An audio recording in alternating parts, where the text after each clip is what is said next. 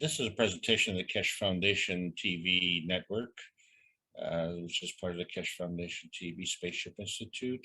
And this is where science meets the soul of man for peace.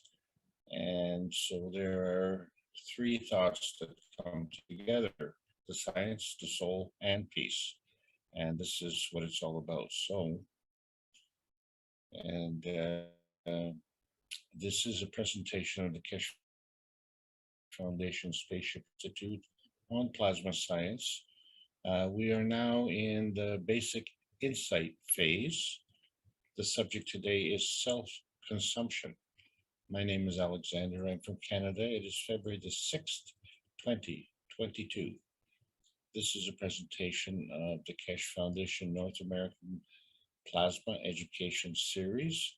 And so I want to welcome the Great White North, the Great United States, and the great Hispanic community, especially coming out of Mexico, and that's part of the North American group. But also to know that there are those who are present, and there are those who are in background doing simultaneous translations. So let's carry on, and please remember that these teachings are public, and the purpose is for the knowledge seekers to have some kind of organization, to be able to explain it to others. And it is also for the new knowledge seekers, a way for them to, shall we say, catch up, because we have thousands of hours of teaching. And it's also for the mature knowledge seekers to help them in their teaching process, so they can borrow ideas to help them. Each and every one of them has their own way of communicating and way of explaining. And so hopefully these classes are giving the opportunities, because when you look at the numbers, we have the largest website in the world, but it's still a small website compared to the number of people who are unaware of what's going on. When I say unaware, they're unaware of the solution, but they certainly are aware of the problem. And I've broken this class into, now we're into the fourth section. We started with teaching, went to understanding, then knowing, and we're now into the basic insight. We've crossed the bridge. We're on the other side. And so once we know the rules of the game, now we have to play the game. We are the participants. We're not the observers only anymore. We're both the participants and the observers. So we feed the system, and the system feeds back. And that's how we grow.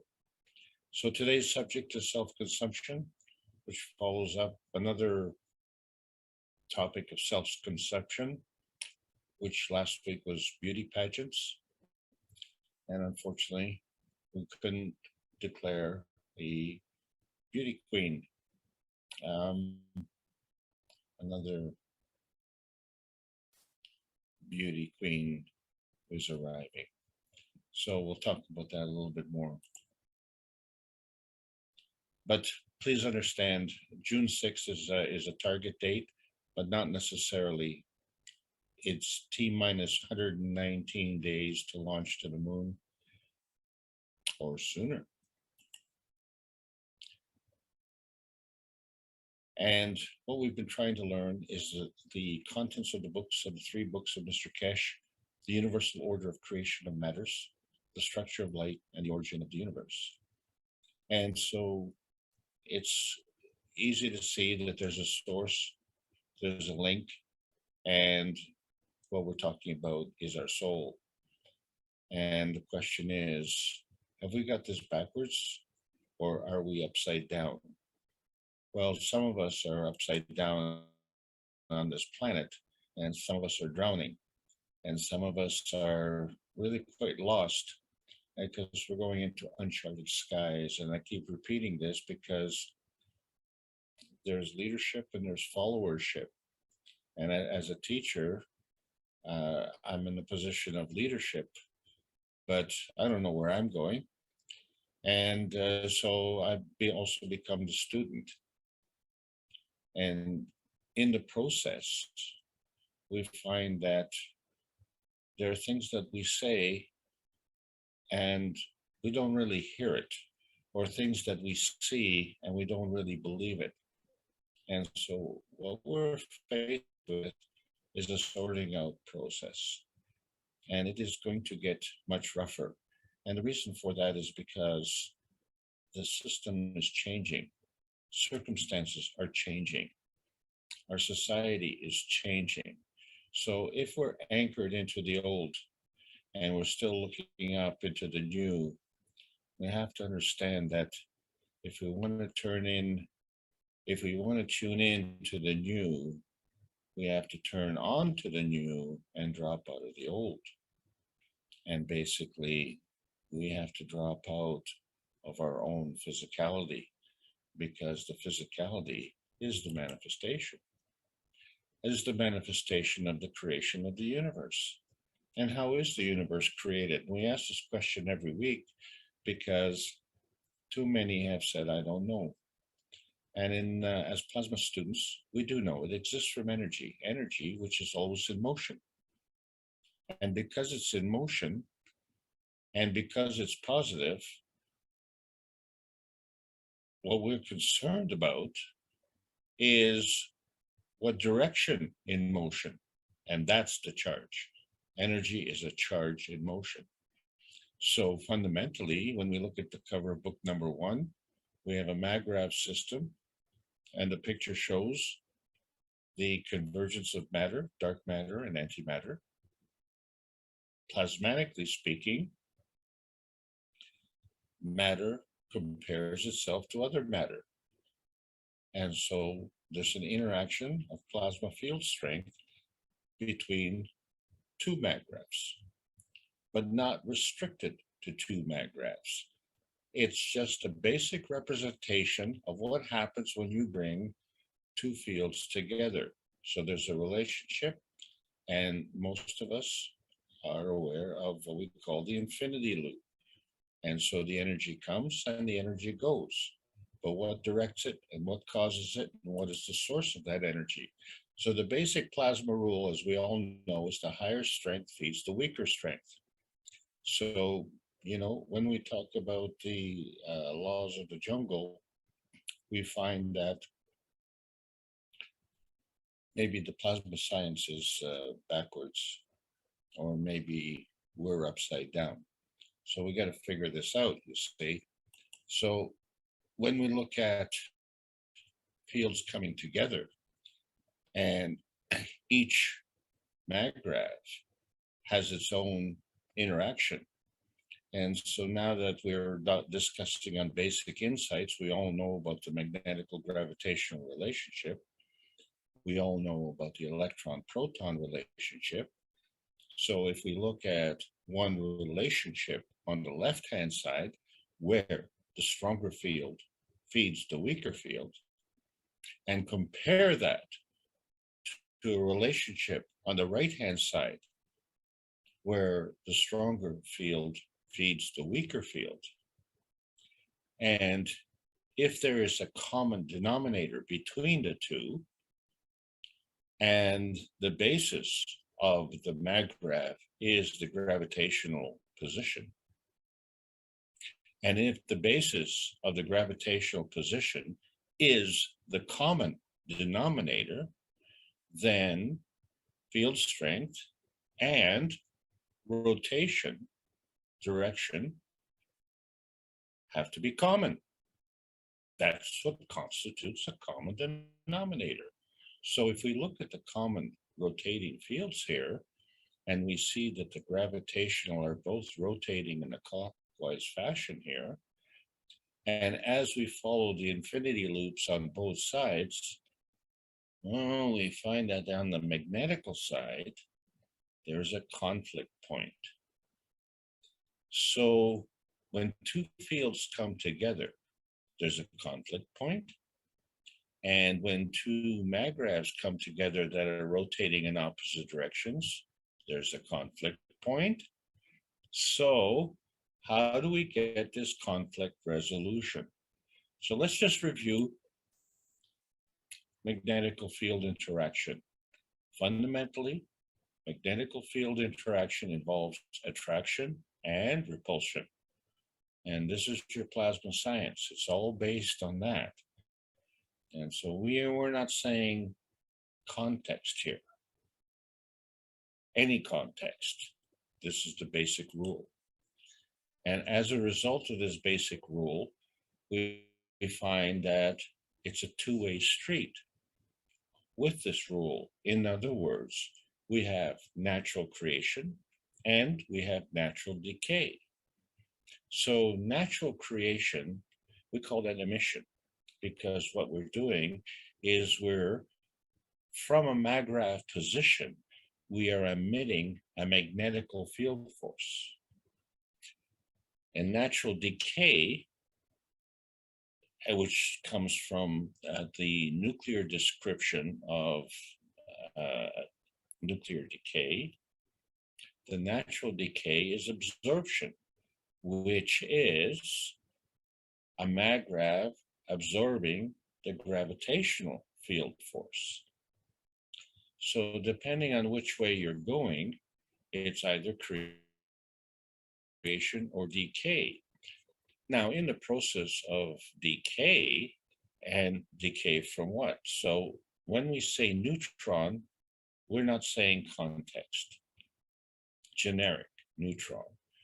The neutron, in its decay process, will decay to an electron-proton combination, plus the release of a PM tick.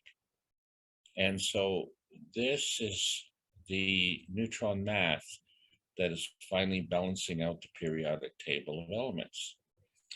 And then when we look at, are we creating or are we decaying, we find that the same thing happens.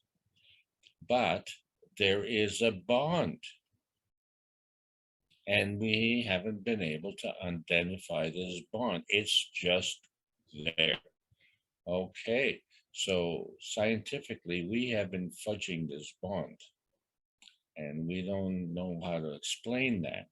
But what we see is that from that bond, we can have a creation. And all that creation, either a natural or natural decay.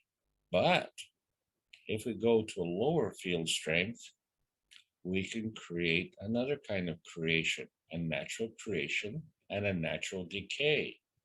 Oh, wait a second. We're adding or we're decaying and it's still creation? Yeah, creation is a two-way street. And so to maintain these bonds, there's something that is not visible. And this has been confounding a lot of people. So what we have to see in our mind's eye, the magnetical gravitational relationship. And so this may look kind of confusing, except what we have here is a magnetical gravitational field connection or infinity loop between a neutron and an electron. Similarly, between the neutron and the proton. So that takes care of the top connection. On the bottom connection, we have a different neutron that has a connection to the proton and a connection to the electron. So that takes care of the bottom half. Now, what about this bond? Well, as you can see, we had to flip the picture over because a neutron will bond to an electron-proton combination. Hello.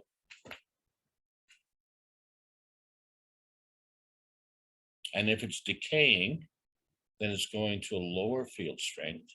And if it's creating, then it's going to a higher field strength. So these are the principles of absorption and emission. And so, magnetically speaking, we have a residue that comes from the mag-grav position. So the mag-grav position is a balance between the gravitational and magnetical field forces. So the attraction field forces converge energy. The repulsion field forces, well, they diverge energy. And so you can see that the universe is interdependent based on these field forces. But these field forces are independent, and they are an independent variable.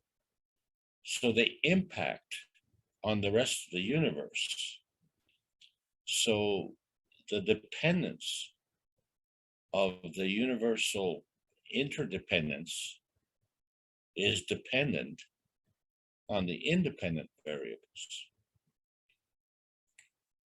So we do have a physical interdependence, but since the impetus for the energy transaction comes from the emotional side, then we could say that the interdependence of the universe is dependent on the independent variable of the emotional transformation. So when we build the cups of life, one of them is the emotional cup and one of them is the physical cup, because these are the two most important components, the basic components of our existence in our physicality. And what differentiated the cups, of course, was that the emotional cup had a zinc plate, the physical cup had a copper plate. But we introduced a copper coil and a nanocoated copper coil, and as a result, we developed a magnetical field and a gravitational field. One moment, please.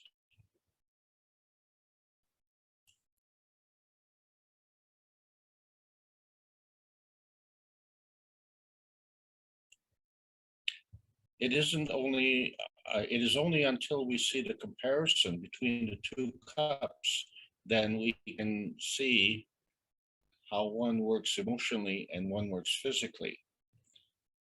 So either we know based on the components, or we know based on the field interaction.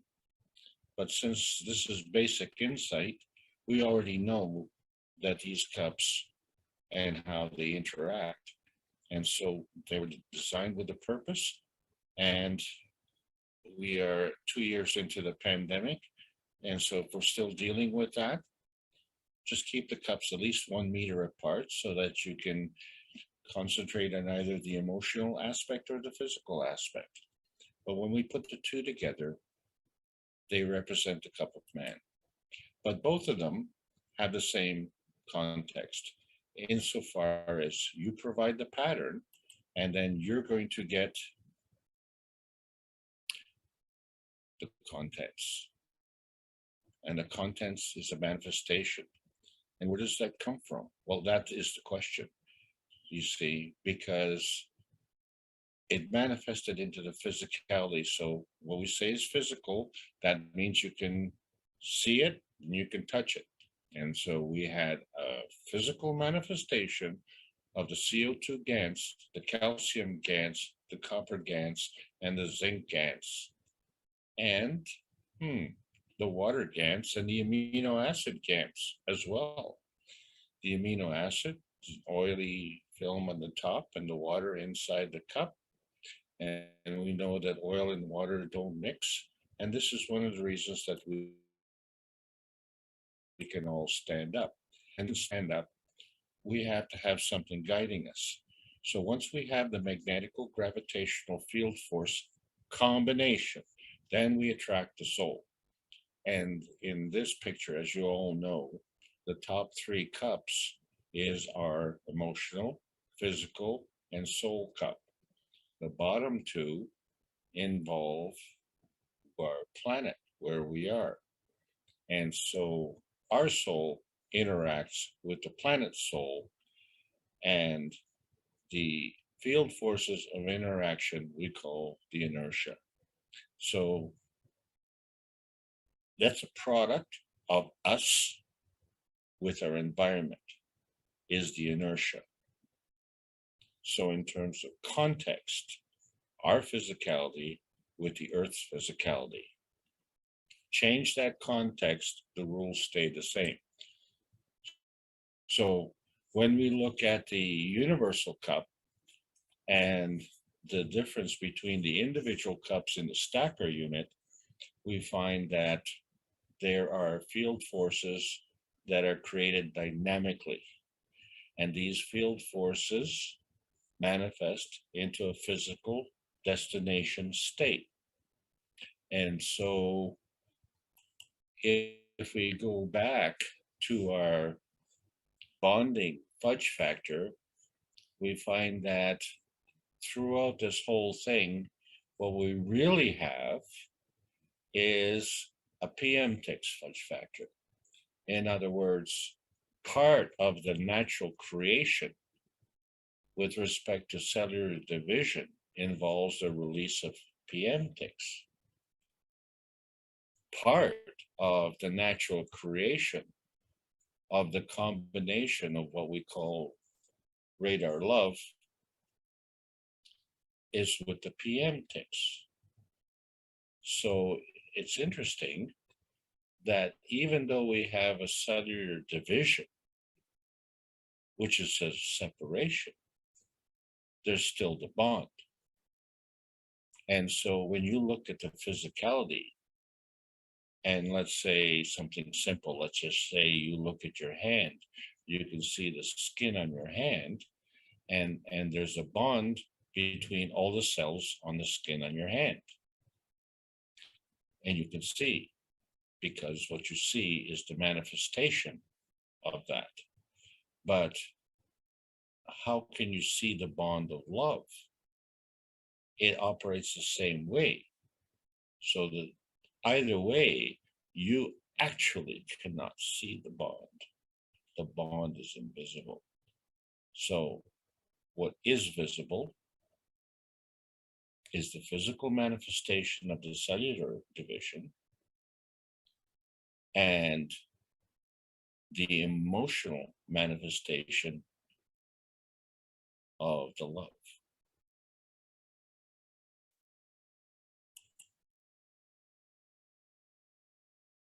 And you know it when you're there, because energy is transmitted.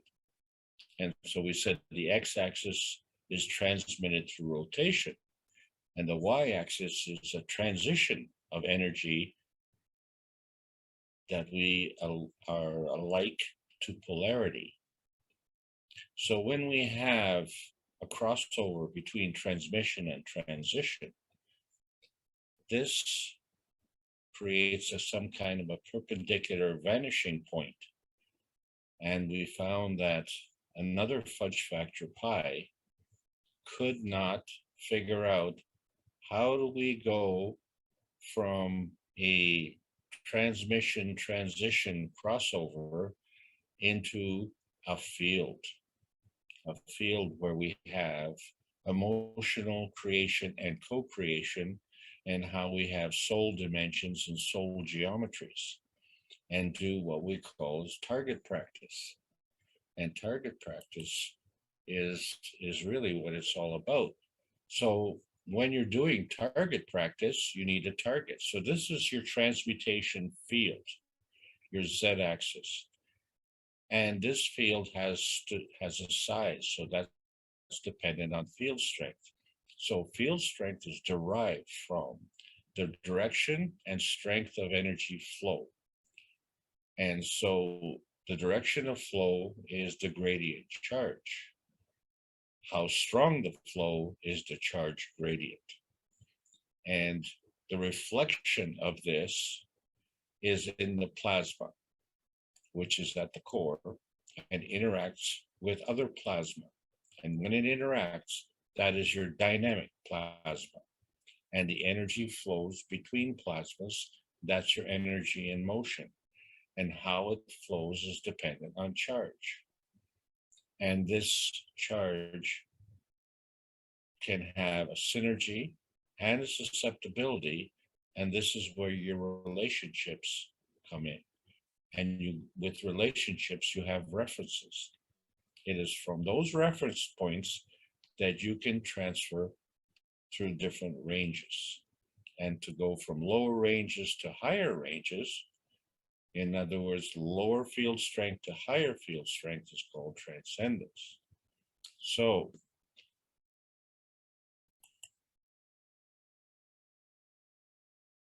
we all know about this problem that we have in North America, the state of ignorance. But ignorance really means you're just unaware. But a second meaning for ignorant is when you are aware but unwilling.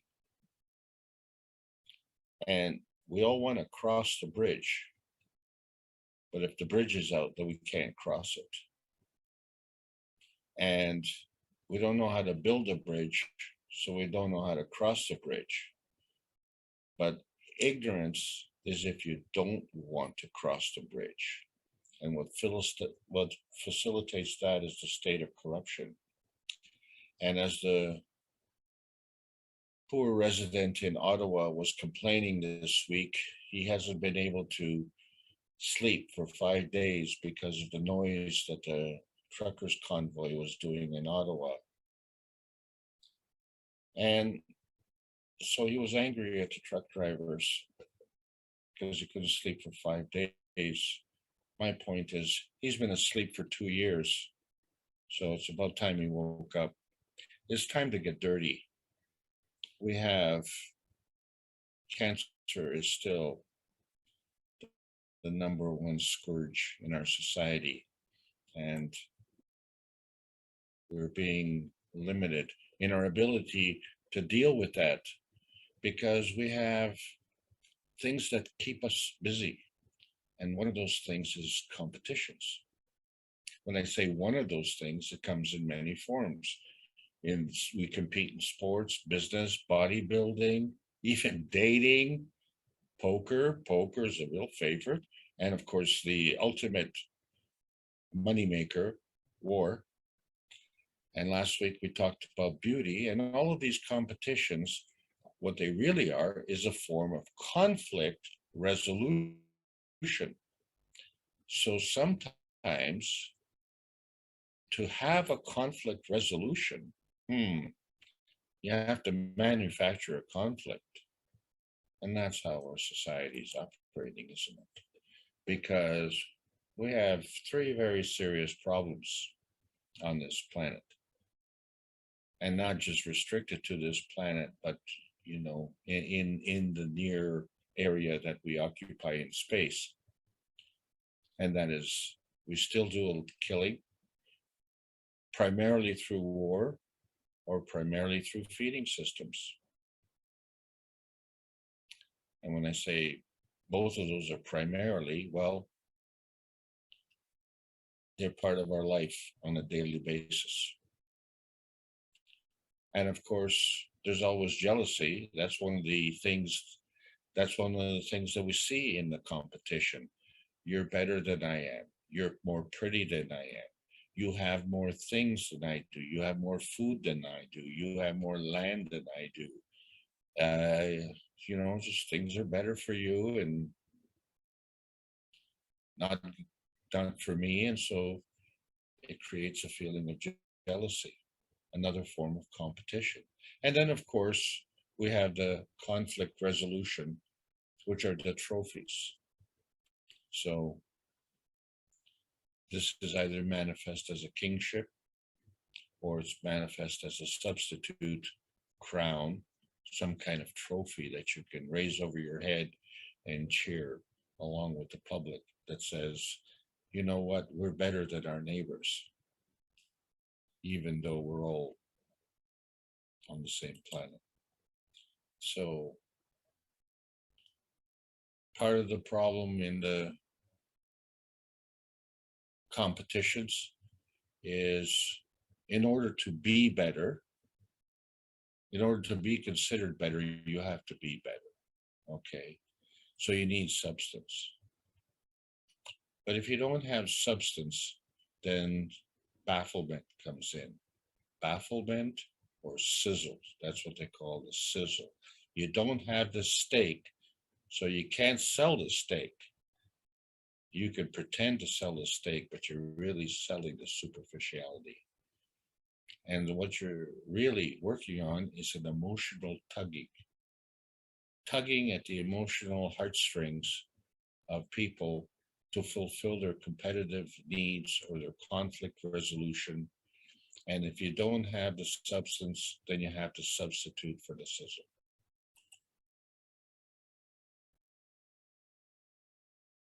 So we find that these conflict resolutions sometimes just involve deflection, or we try and hit the bullseye and we don't know what that means, or we set up goals, and then of course we keep score. But we can score with goals or we can score with judging. And then of course there's the waking up process. Well, we talk about the waking up process of waking up humanity to the reality of the plasma science that's been with us all along, but has been suppressed.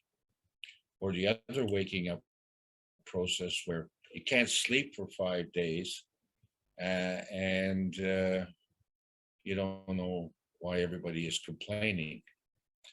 But let's talk about the waking process that we all normally go through, where we go to sleep and we go into a dream state.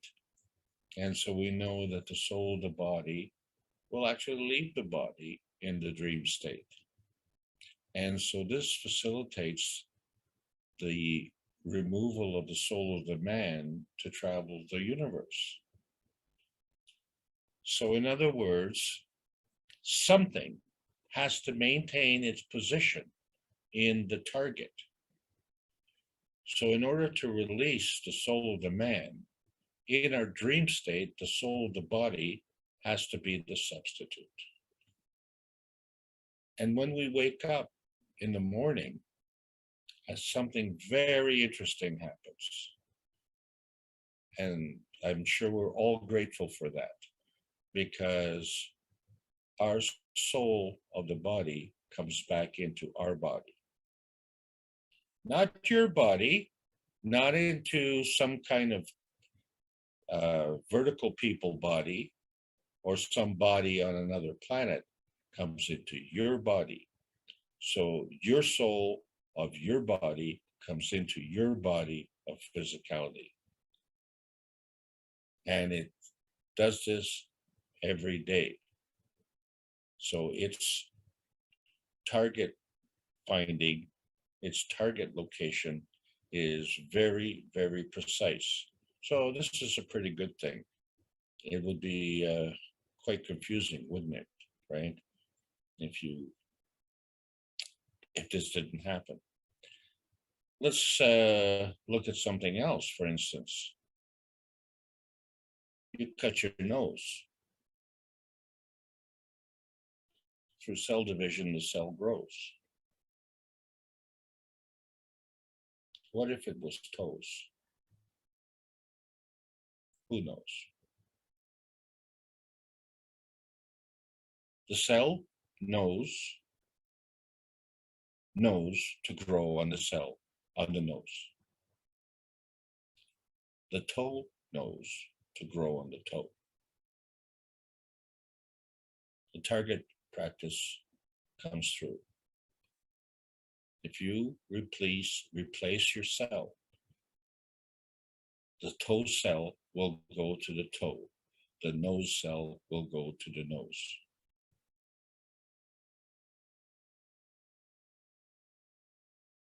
Very, very precise. And it would win the gold medal in the Olympics, wouldn't it? But this is the art of dreaming.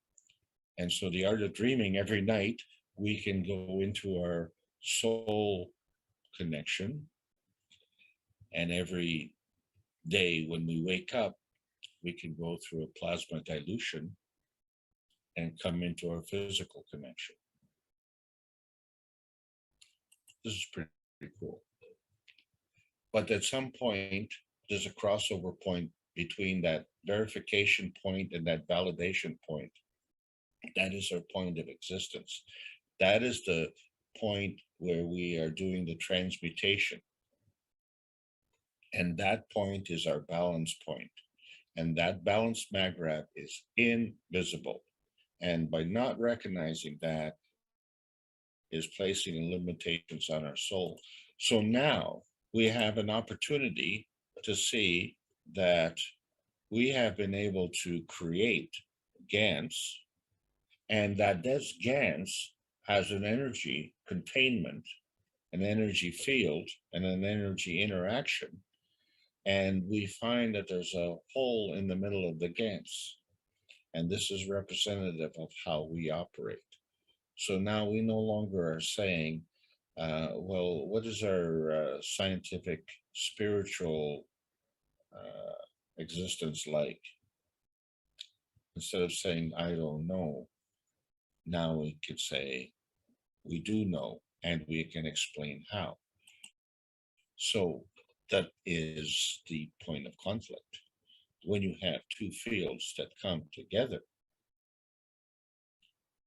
they deflect. They don't crash, they deflect. This is a key point. So what happens then? Well, we know that when two forces come together, and each of these forces have a rotating field, and if they come together in one field, okay, and these forces are coming in, what happens now? Well, that energy has to go somewhere. That's the point. So it can go up and it can go down, but it's going to go up and down on a transition, because what keeps that field together is the rotating field of transmission.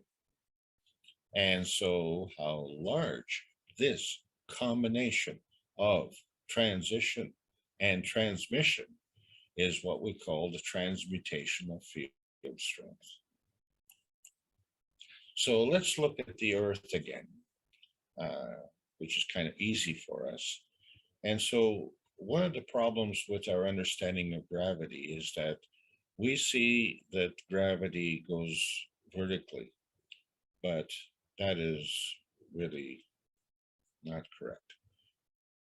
Gravity is based on flux lines that go around the Earth. And we know that each flux line, as it descends, becomes stronger and stronger gravitationally, and goes weaker and weaker as it goes up to the sky. And we know that these flux lines close to the Earth are very strong. And so when we pick something up, so what we're talking about is a perpendicular pickup to the tangent line. So the tangent line is a point that's flat to the arc of the Earth, and we go straight up at right angles. And so if we take this rock, and it's small enough that we can pick it up, and so we're not in this picture, right? We're invisible. We're going to pick up this rock, and we're going to stretch these flux lines. So the tendency of this rock is going to be to come back to the ground. And as we go up higher and higher, the tendency is going to be less and less until we get into the orbit zone, where we have satellites that are orbiting around. And so they are still following these flux lines, but the stretch of these flux lines has been extended so far, they become so weak that they can no longer pull it back. But they do pull it back some. And that is why these satellites rotate. in orbit around the Earth. But as we get closer and closer and closer to the center of the Earth, more and more flux lines are engaging, thereby making the gravitational force seem stronger. And we call that acceleration, because these flux lines seek density. And you know that because when you release this rock, it is going to come crashing down to the surface of the ground. And you best be quick to remove your feet. Otherwise, that rock will crush your toes. So why is that? Because if the flux lines seek density, then by lifting the rock below the rock, above the Earth, is air. And the air is less dense than the rock. And the Earth is more dense than the rock. So if you let the rock go, the rock will come back to the Earth and it'll stop at the surface of the Earth. Okay, so what happens if 4 knowledge seekers come and pick up a rock? So they're not visible in this particular picture. So what we were saying that the higher you lift it, the higher you increase the gradient charge. But the thing is, that flux line goes through the dense part, and the densest part is the rock. So we still find flux lines going around the Earth because you have your feet firmly planted on the ground, not on the ceiling, right? You're right side up, not upside down, remember? And so as we all pull these rocks up, the thing is, in between the rocks, there's a gap. And in between the rocks, there's less density. So therefore, in order for these flux lines to go to the rock, depending on how high we lift it, and depending on how many rocks are there, the steepness of the gradient charge is affected. So by lifting it higher, we increase the steepness. So we know that, right? If we just lift the rock, a few centimeters and drop it to the ground, it's maybe just a little thud. But if you lift it high over your head and then drop it to the ground, it'll make a loud bang. So that's your acceleration. It's your flux lines that we're stretching. So in between the rocks, there is no stretching. So the flux lines actually have to go down. So if at a certain height around the surface of the planet, all of the flux lines from all of these rocks are going through the same flux lines.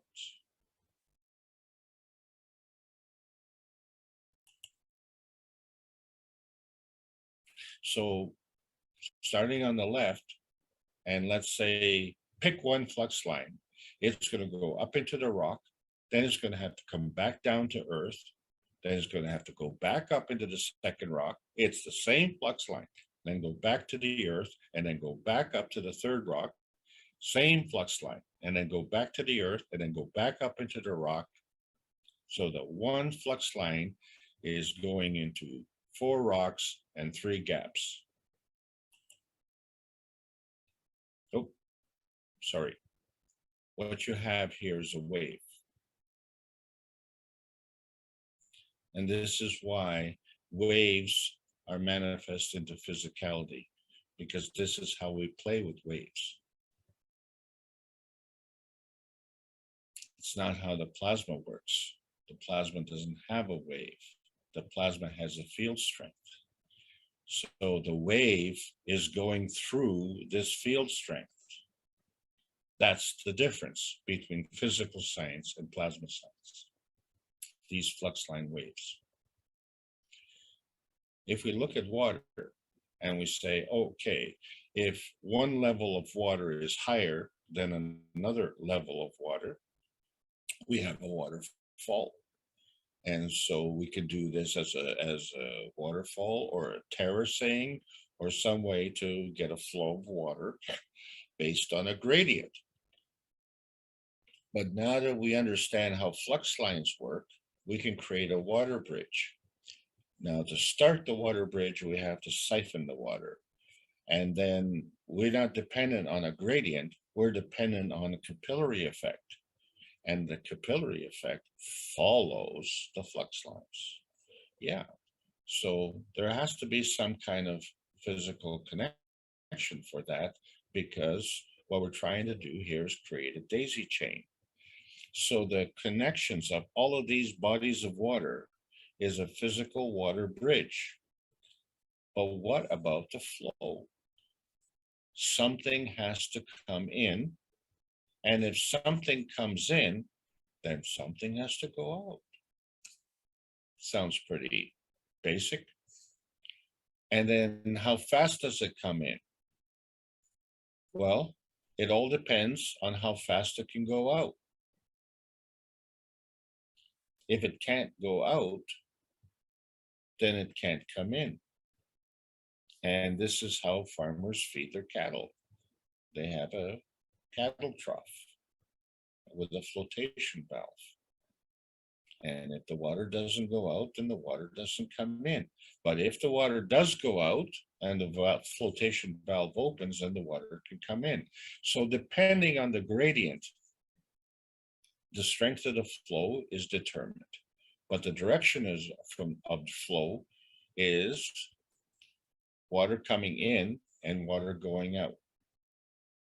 And so if you have a bunch of water troughs and you have a bunch of cows, each cow can drink from that tap, from that trough.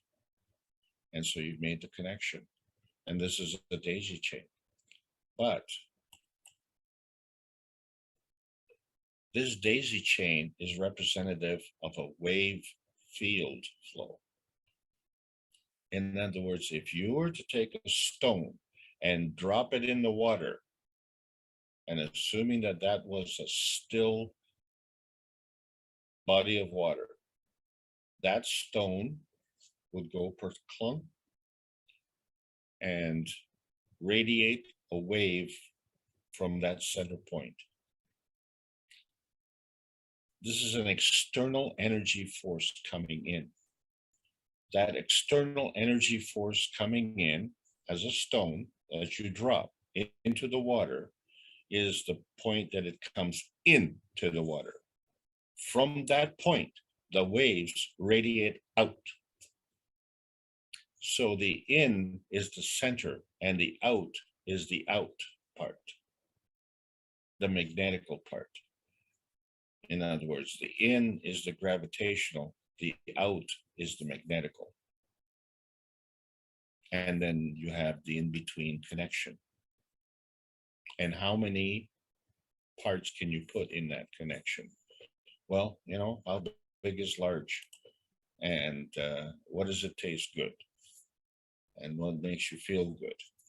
So in order for these field forces to come together, plasmatically speaking, so if we have a magnetical gravitational field force context on one side and a magnetical gravitational field force context on the other side, and the two come together, they cannot come together on the same dimension because of the common denominator. The common denominator is the gravitational basis of the maggrav position. So they'll be the same.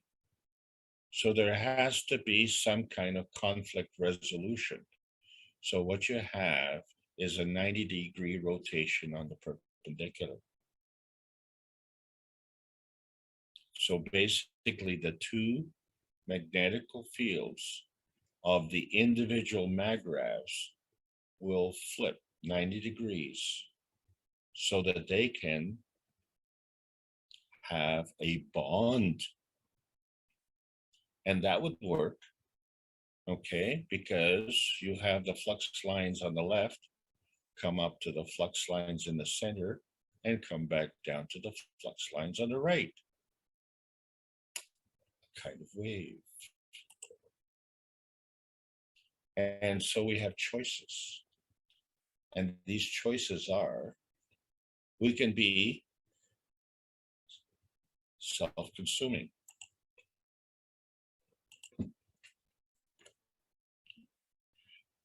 Or we can enhance. And there is a third choice, and we can be catalytic. So by being self-consuming, what we're saying is that is decay. By being enhanced, well, that is being creation. And by being catalytic, that means being a functionary.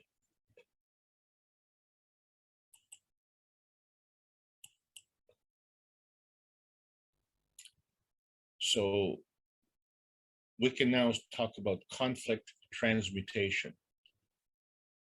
And what happens, we say gravitational is the taker. And so we increase mass.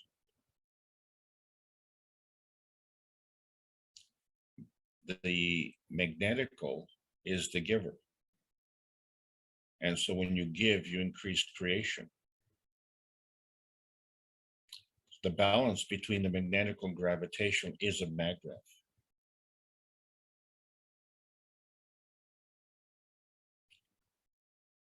It creates a field. So now you have within that field the transmission between two field forces, the transition between those two field forces, and the field that's created, which is a representation of the conflict transmutation. And how you do this conflict transmutation is your success in understanding the plasma science. So the Earth has done its manifestation. And so we have a northern hemisphere that rotates in one direction and a southern hemisphere that rotates in another direction. But when you bring those two fields together, we have a well-organized rotating planet where the sun rises in the east and sets in the west. And it's reliable. It does this every day because it's perfected its target shooting. It's had target practice. It knows where to manifest. And we know where to manifest. So if you're in the northern hemisphere and you go to sleep and you go to dream, and someone in the southern hemisphere goes to sleep and goes into a dream, they can travel in their dreams. But when they wake up, the guy in the north is going to come into his body and it's still going to be where he left it. And the one in the south is going to come into his body in the same place where he left it, right?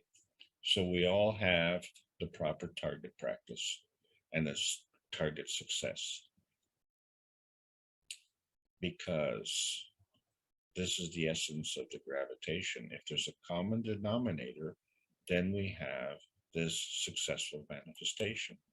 And that's the point. Okay, so that's in the physicality.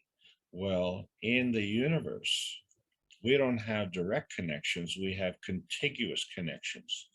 And the target practice comes from the common denominator.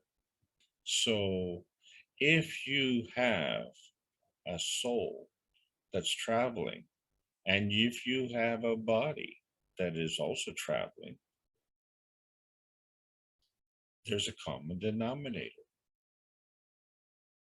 So your soul is going to come back into your body, and your body is going to deliver your soul. And so this is the perfection of the space travel. And we know that because we have 26,000 truckers who are all independents here in Canada. And they're all self-consuming because they have a very, very expensive rigs. and they need a lot of money to keep it going, but they're independent. They're just like the last man standing. They know how to take care of their business. But all of a sudden, there's a convoy. And there is no visible link between these trucks, and these trucks are really, really big, as you know. So what you have is a connection, and that connection is a feeding from the leader to the followers, and a feedback from the follower to the leader. And so it's the universal connection that is non-visible, non-tangible, is connecting all of these truckers together into a convoy. And it transcends the truckers, right? Because name an industry that hasn't been hurt by what's happened in the last 2 years.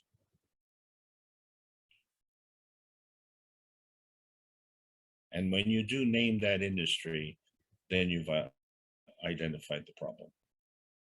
The rest of us have been hurt very badly. So what does that mean? Energy comes in, goes out, goes around, or just passes right on through. And this is all has to do with the magnetical force fields of repulsion and attraction.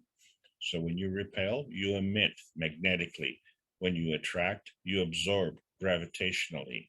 And so we know that on our planet, our connection is between the crust of the Earth and the magnetosphere. The Earth's connection is between the magnetosphere and the core. And interaction of our field and the Earth's field and how successful we are and what we do is based on susceptibility. And now we have new possibilities. So let's go back to the hands diagram that we were trying to show with our universal functionality, and just align our hands where the pinky is aligned with our index finger. And we just substitute on our, say in this case, the left one would be the soul hand, and it connects our spiritual, non-tangible soul activity. And the right hand is our physical body activity, which involves emotions and mental work and intuitive work. So the soul of the body is connected to the soul of the man, and that is the field. So that is the field connection. So that field connection is below the soul, above the physicality. It's in between. That is the non-visible connection. But if we realign our hands,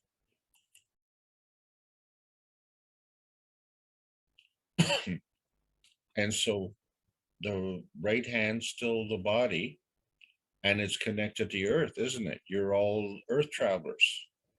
And the earth has a core, but the connection is between the crust, the magnetosphere, and our physicality. Okay, so it's below our soul of the body and above the core of the earth, right? And so this is all non-visible, non-tangible connections, which have manifested a bond. We can see the bond, connection, residue. We just can't see the energy. And so we have a lot of absorption of energy. So sometimes we can give our thoughts and opinions or our feelings, and we call them, and we send out these tumbleweeds of mental energy. It's like a rolling aura ball. And then there are people who consume these purposely and willingly. They want to be the beauty queen. They want to be the king. They want to be the ruler. They want to be the idol. They want to be the, what do you call it? The trending Twitter master. This is all mental weed absorption. And so what happens is we become limited. we become anchored to our physicality, and we know that we have a soul, but we can't go there because we are over committed to our physicality and what is linking us there. Well, how can we maintain this emotion of presence if we are so grounded? So the thing is that overall, we have a dynamic plasma state within us, which is our soul, and we have a physical state, which is our existence on this planet. And there are states in between. How flexible are we to be able to go from state to state? How willing are we? So, first there's the awareness, then comes the target practice. But if there's a resistance and you say, oh, I don't want to do that. So, these energy packs are available in the universe for everybody. And we call it aminogen. But the thing is, this aminogen is very, very specific for you and me. So we have 7 billion people on this planet, and each of us has over 70 trillion cells. Each of these cells is a magrav. So each of these has a corresponding aminogen, a common denominator. This is where the spice of life comes in.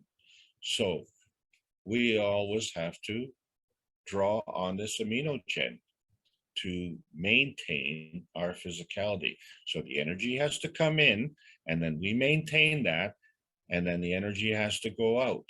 And then this flow has to continue. And it is specific. It is specific to the common denominator of you and your soul.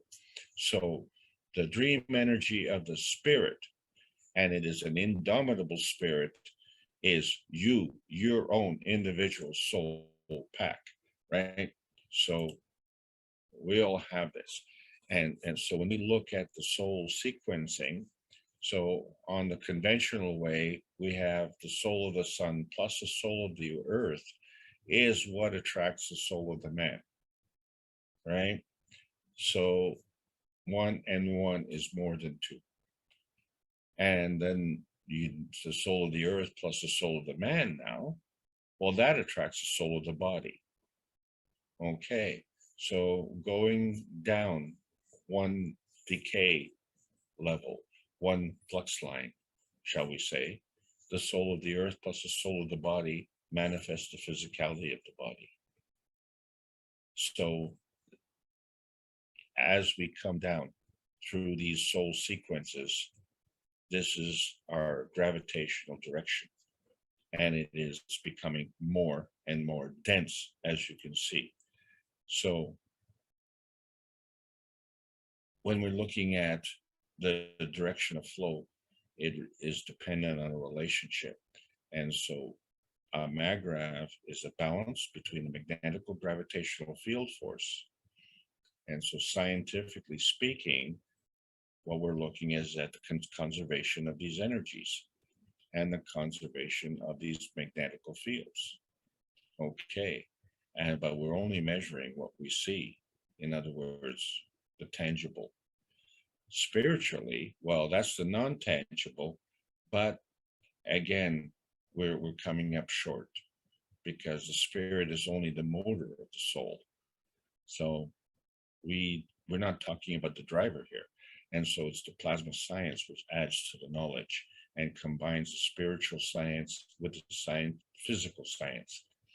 And this is the relationship that we're showing in our matter state relationship, the physical, the plasmatic, and the common denominator. The common denominator that each of us has, not the same common denominator, not the common denominator.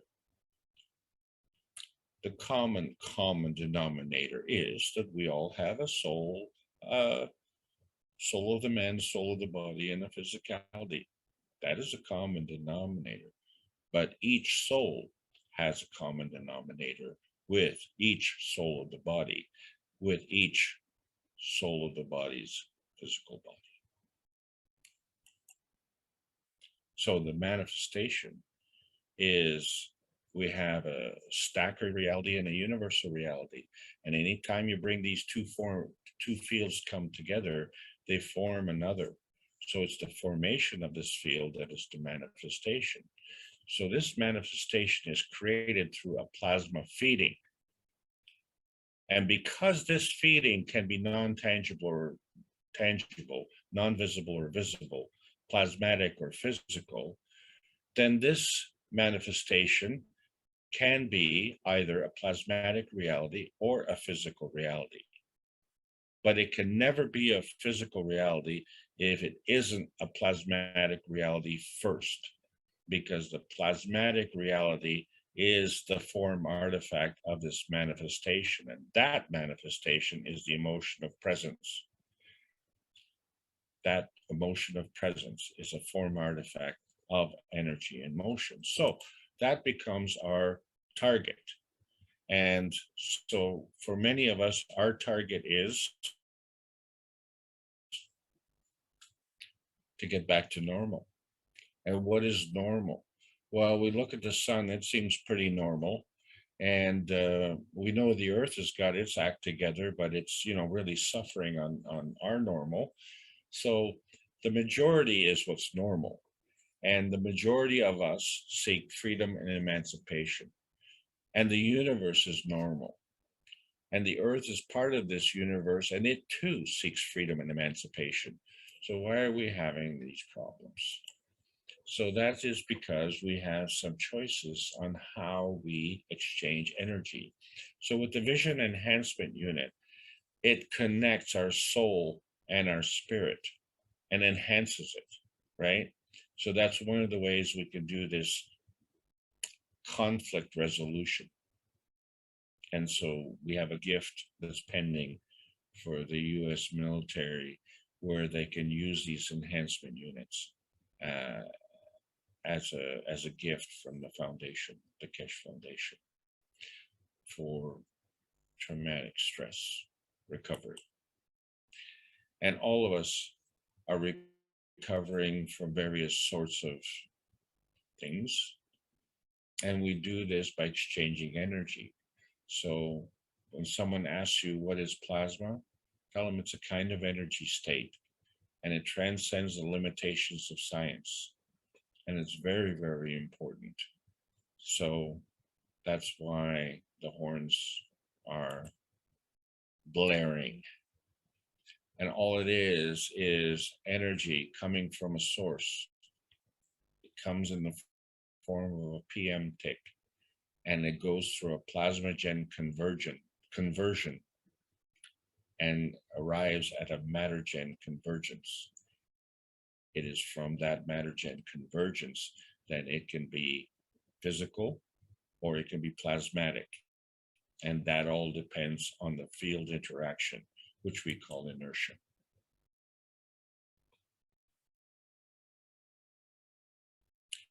So the problem isn't, as I say, that it's man-made. The problem is understanding the role of man in this position. So we have choices.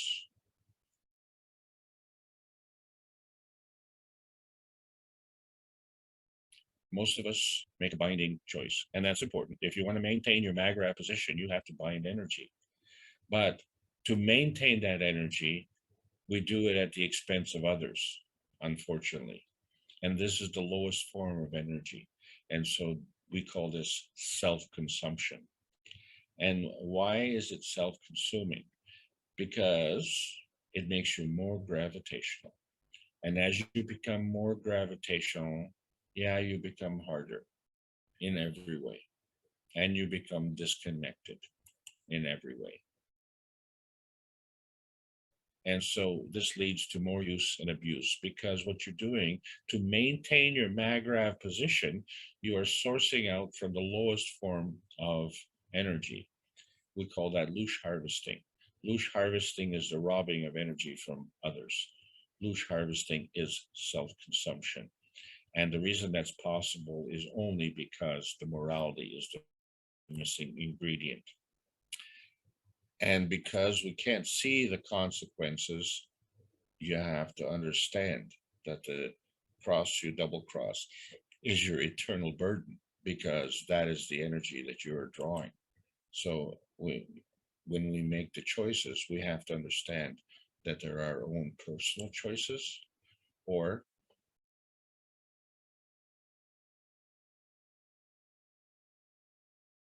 we have energy from the universe. Look all around, you can see the creation and how this is done.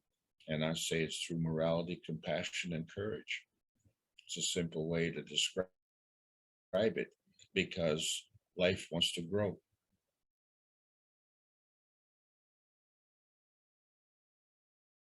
And we can grow this pea stone the same way. It's an emotional transformation where all of us are working on a higher energy level to combine. And all of us are enhancing our aminogen. And our aminogen is our carbogen.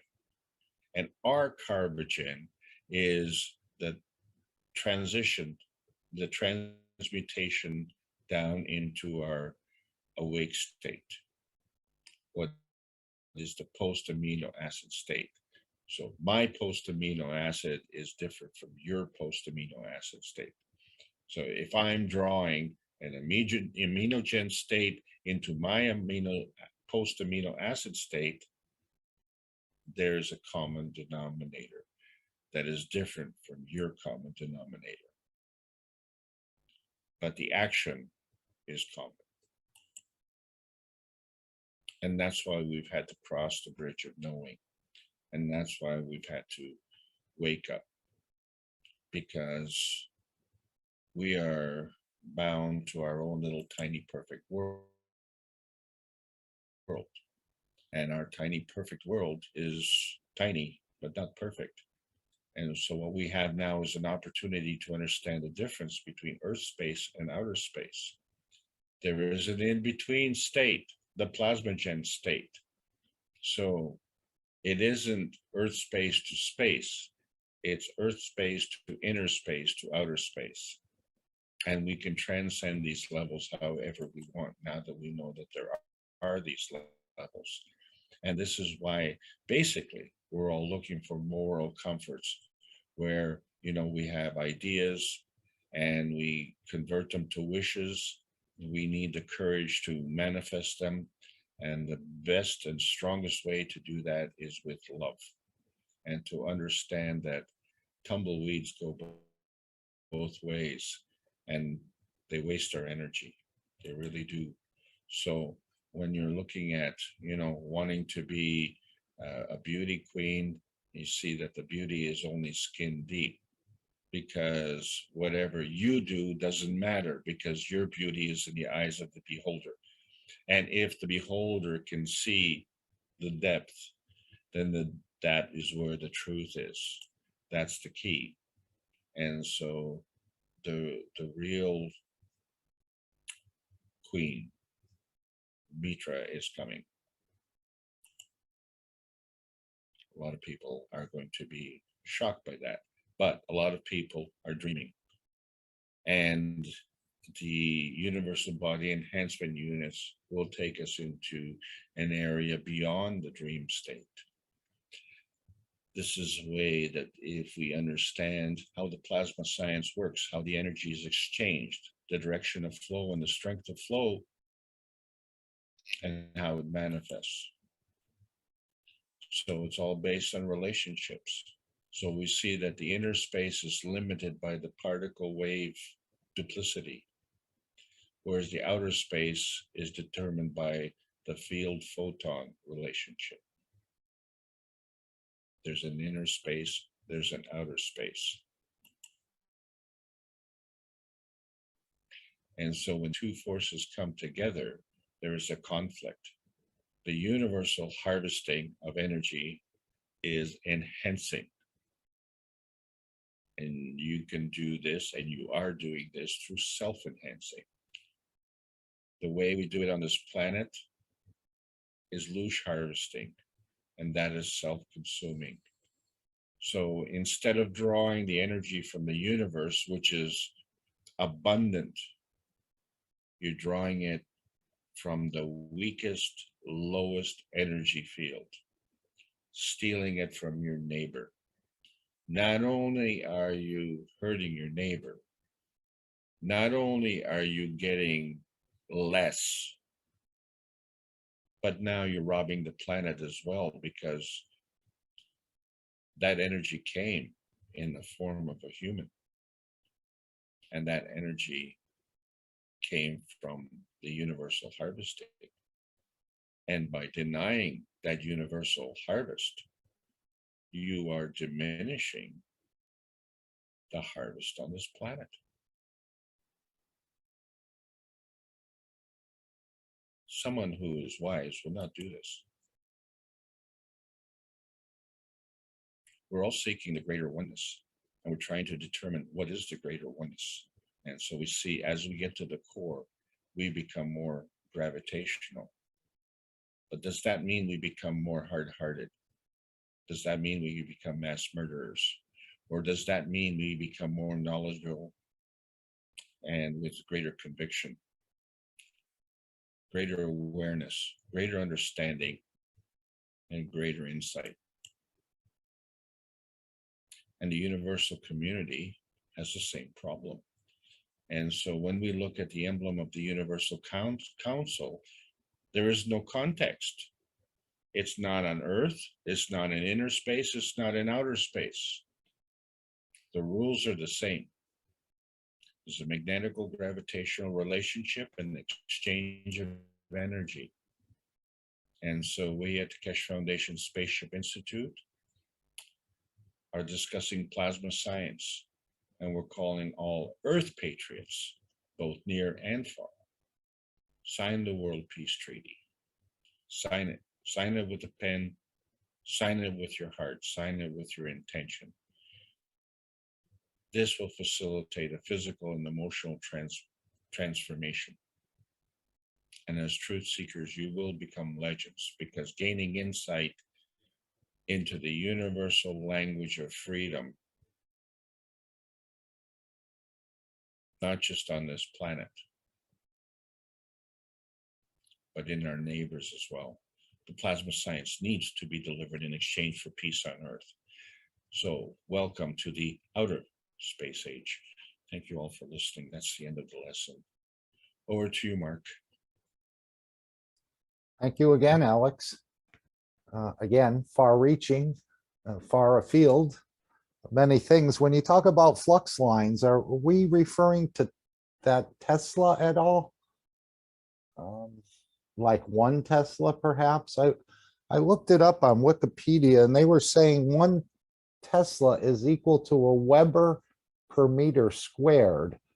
And then they went on to explain that the flux density between the field created outside a wire and the field going through a wire is this flux density, or a Tesla. Am I understanding that? Is that the same as coming from the Earth as a Tesla? Well, what binds us to the Earth here is 1 Tesla. Okay. So, but that is only in 1 dimension, you see. We have 3 dimensions on Earth. Or we have 3 dimensions wherever we are. The point is, we're none of those 3 dimensions, you see. So if we elevate into a higher dimension, we have to drop a lower dimension. So as observers, we're in the 4th dimension observing the other 3 dimensions. You can't be there and observe, right? It's like going to a football game, you know, you're either in the stands or you're on the field. So to watch the football game, you've got to be in the stands. So the football game is in 3 dimensions on the field, and you're the 4th dimension watching. And so the connection is a flux. And obviously, all the actions in the center, which is gravitational at the core, right? And so the energy is flowing from that core to the stands and back again. There's a feeding and there's a feedback. and it works in both ways. And then that energy, increases or decreases accordingly. So we have this uh, example of energy in motion, but the vehicle that we use to demonstrate and teach this is a competition. And in that competition, if it's a football game, okay, well, we want a trophy, right? But if it's a war, then the winner is alive and the loser is dead. So these are part of the problems that we have on this planet, is that we're confusing entertainment with a way of life. The way we do life on this planet is through this competition, and it involves killing, whether we kill it as a competition or we kill it as a food source, when the universe is providing all the energy that we need. So we have accustomed ourselves to taking energy from the lowest source. And the reason for that is because we don't see these different dimensions, and we don't see that when we draw energy together, it has to go somewhere. So if you can't do it by transmitting, and if you can't do it by transitioning, then you do it by transmutation. And then if you increase that energy, how can you keep that energy? So you bind it through transmission. And the distance between the gravitational and magnetical boundary is your transition. So now what are you doing? Well, now you have to exchange energy. You have to become a magrav. You have to become catalytic. You have to allow the energy to flow. And so, if you're a drama queen or a beauty queen and you want that attention, yeah, you're going to get it. And you're going to accrue all the other things that come along with it, because you're binding and binding and binding and becoming more and more gravitational. So as a universal functionary, we give energy, and the more we give, the more we receive. Okay, but the thing is, it has to be unconditional. In other words, just you broadcast the energy and you get what you need. I don't need everything. I need what I need. I don't need what you need. You need what you need. I need what I need. So there's a discrimination, right? But the energy that I get is a common denominator to me. The energy that you get is a common denominator to you. And you can get that energy on this planet or out of this planet. And so if you can do that, then you can stay here or you can go somewhere else. And then where would you go? Well, the same place you would go when you wake up. You wake up in your body, right? So you dream at night and you accurately come back into your body, because that's your common denominator. Okay, so now we know how we can travel, because we do travel. Now we know how we travel. We travel by way of common denominator and through discrimination and by the exchange of energy. So, we can be magnetical or we can be gravitational. All right, so what does that mean? That means we can be gravitational to maintain our backdraft position. We can be gravitational to stay on Earth, or we can be gravitational to go to another location in outer space. And in the course of our travel, we can be gravitational to maintain our maggrav connection, so that when we leave this gravitational point, we can go to another gravitational point, right? And how can you go from one gravitational field to another gravitational field? There has to be an intermediary step. And if we can't see it, then we don't understand it. So the point is, the connection from the gravitational to the magnetical and from the magnetical to the gravitational has to be on a higher energy level. And to be on a higher energy level, it has to be non-visible, non-tangible. Then the origin can be from the lower state, the physical, tangible, visible, to a destination state, which also would be a lower state, physical, tangible, visible, right? And the way we've been operating is we've been going from here to there with the lowest energy field. Well, we got it. We got what we deserve. And it's time to change the game.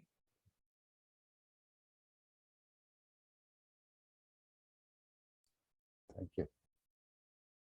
Would someone like to ask Alex a question about what he just covered or what he just shared with us? I know you said you had to go about now. We'll hope you'll stay for a bit longer. I'm here.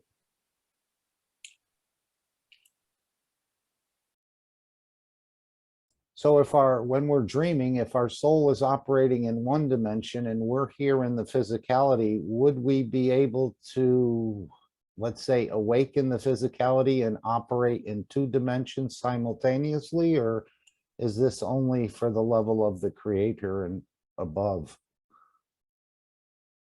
Well, you're sleeping and you're in a dream state. Yeah, that's our current position. Yeah, so you're in two different states at the same time. Right, but the physicality is sort of on vacation in a way, even though it's awake and aware. I mean, it's sleeping, but No, it's still no. awake. No, you have stretched the connection. There's a flux line between the soul of the body and the body, and you have stretched that. You need more energy to stretch it. When you pick up the rock, you are stretching the flux lines. Where did the rock get the energy?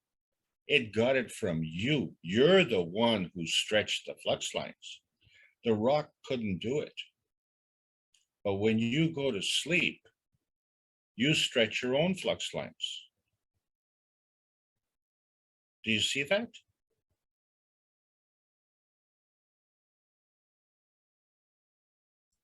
Maybe not exactly the way you see it.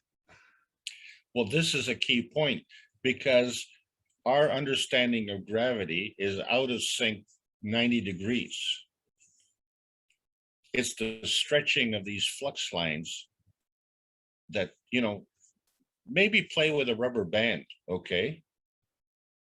You can stretch a rubber band over your hand and then pluck that string. Every guitar player does that all the time, don't they? They pluck the strings on the guitar, but the strings go along the guitar. So the sound wave runs along the string as a wave along the surface of the frets on the guitar.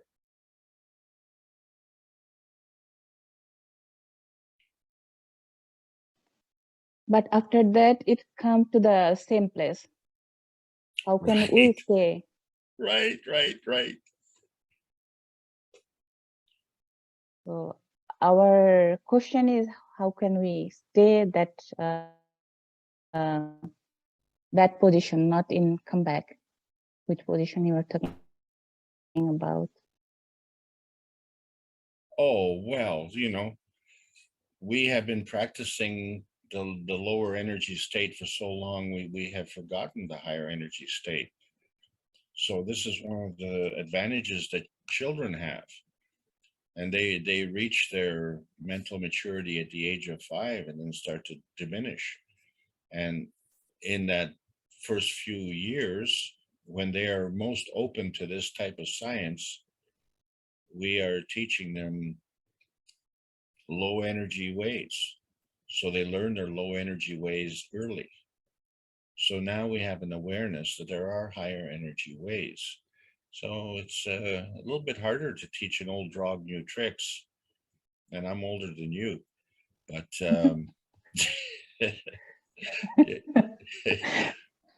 But, you know, when it comes down to it, if you have the trust in your soul, and when you should have the trust in your soul, and the greatest satisfaction comes when, you know, everybody all their life, they want to know, well, where did I come from? Why am I here? What am I doing here? What is my purpose in life? I don't know what it is.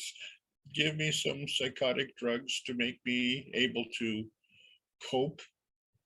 You need some kind of external coping mechanism.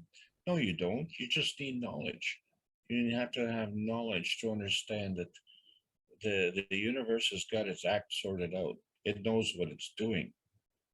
And when we tell the universe to shut up, we're being ignorant. And it's time to stop being ignorant. But the realization that comes in is that we're not the only ones with the problem. Our neighbors have that problem as well. So, you know, maybe they're using that technology a little bit more. They have, it's just like saying, well, now we're using cell phones where we can touch the screen. But as opposed to in the past, when we first had a phone, we had a rotary dial. Well, all that is an advancement in technology. But, you know, the cell phone was invented in the 1890s. Hello, we're in 2022, you know, so we're almost 130 years and we're excited. Cell phones are phenomenal new technology, but we are exchanging energy with the tip of our finger and the surface of the phone, and we seem to think that that's normal. But when we go to sleep at night, we can't explain how we dream, although that's normal. So if we're not going to acknowledge that, that's what I'm saying. That's the state of ignorance. So we need to just say, look, if you can't explain it that way, try explaining it this way. And so this is how a theory is developed. So when you have a theory, then you try and disprove that theory. Well, the plasma science has not been disproved in over 40 years, as per Mr. Cash. But the plasma science has not been disproved going back at least to the flood. Well, wait a second. It must have included the flood, right? Because the flood is part of the universe. Oh, wait a second. It must have included the creation of the planet, right? Because the planet is part of the solar system. Wait, the solar system, it must have gone beyond the creation of the sun.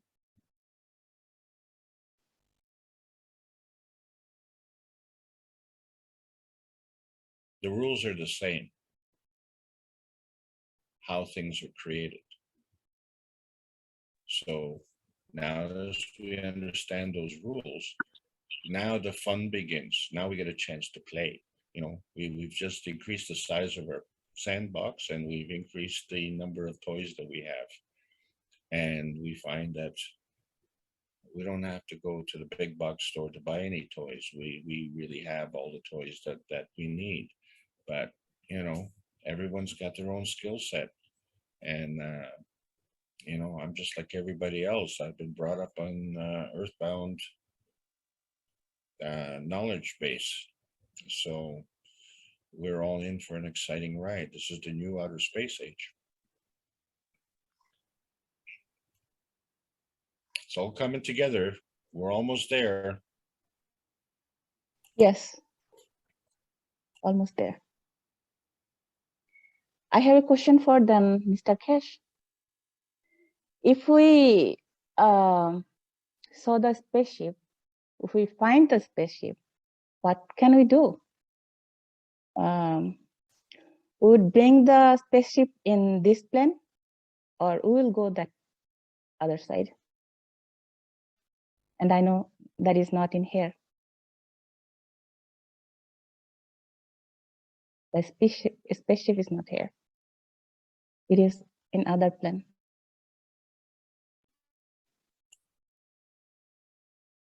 I disagree, and if Mr. Kesh wants to come in, that'd be fine. But your body is your spaceship. I know. The spaceship is within the soul, within the brain. Yes. Yes, I travel. I travel in my soul a lot of time, and I saw something remote viewing types way too. But 3 weeks ago, I saw the spaceship.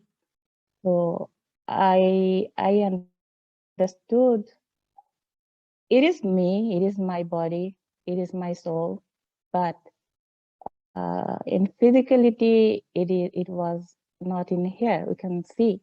So do you wanna bring it here, or just leave it like that? Just knowingly, spaceship is there. What are we doing? What is our goal altogether? Well, I think this is all part of the awareness.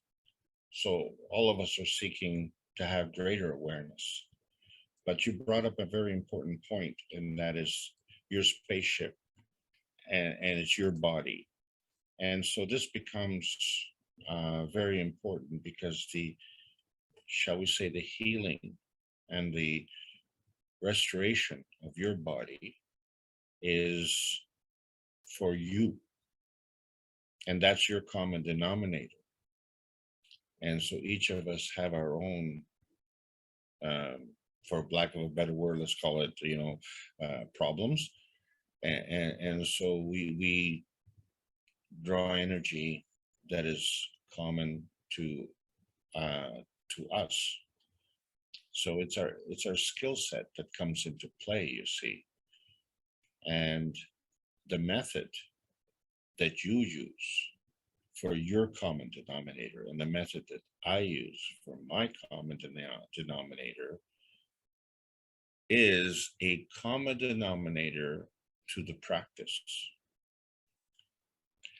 And the physical manifestation of a spaceship and the use of that physical manifestation of a spaceship is the same common denominator that we use to manifest our physicality, which now gives us two different directions of manifestation. We have a physical manifestation and a plasmatic manifestation. And so we can go from the physical to the plasmatic, which would be procreation.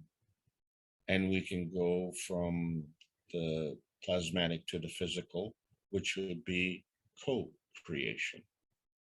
And this is a new frontier, and it's tremendously exciting, because my own personal opinion is we have issues on this planet. It's not really, the planet is welcoming, our society is not, and it's affecting the universal community as well.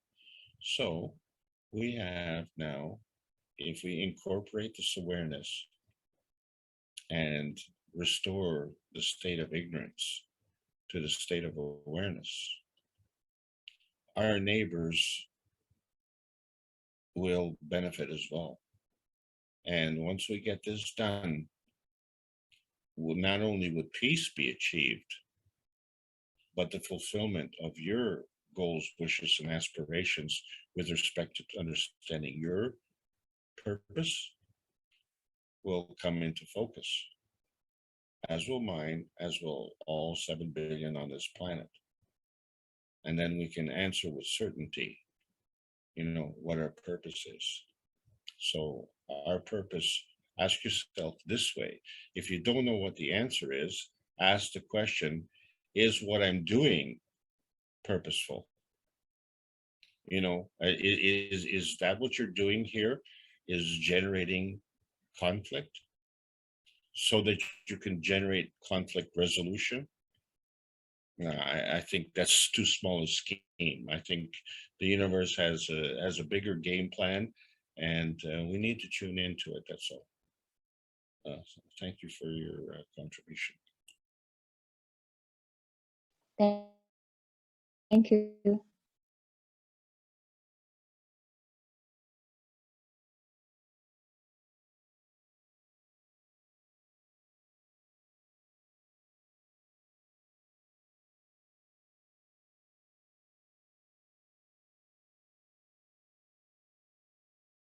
Would anyone else like to add to the knowledge?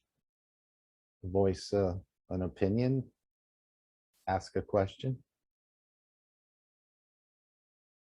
It's curious how a soul, this is the most beautiful place in the universe in the matter state. And how can the soul of the planet is in pain, and by spreading the Gans waters, we're helping to alleviate that pain. How could a soul in such pain create such beauty? Or is it such beauty? Because of the diversity of the species and the plants and the animals and all this diversity here.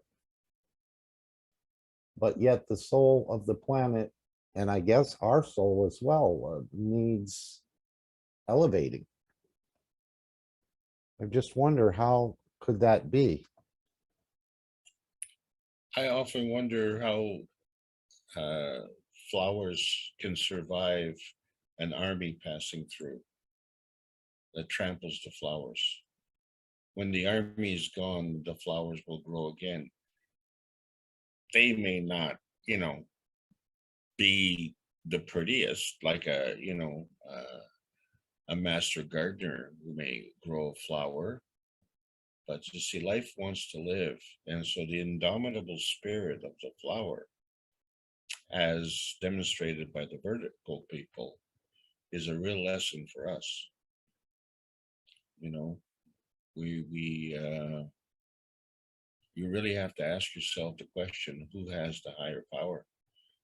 The soldier walking through the flowers, or the flower after the soldier leaves? And that's really what you have to look at. What is the residue? The soldier comes and goes, and the flower can exist without the soldier, because the soldier has followed orders. So within his own perfect scheme, he's done what he had to do, but he's done it at the expense not only of others, but he's done it at the expense of the planet. And this is the post-traumatic stress, because when you come in contact with the repercussions from your actions, you become your own judge, and your own judge is your own soul. But the soul is part of the universe, and the soul will never violate the rules of the universe. So the only way that you can rationalize this is to disconnect. But if we reconnect, and if we can do this in such a way to make it graceful, then these soldiers will recover.